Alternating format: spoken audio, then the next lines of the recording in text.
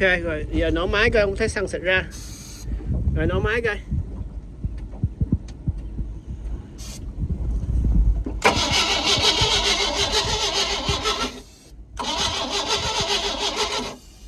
Rồi nổ máy nó coi.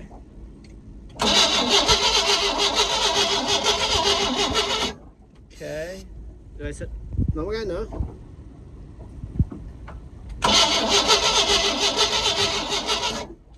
Ok, stop.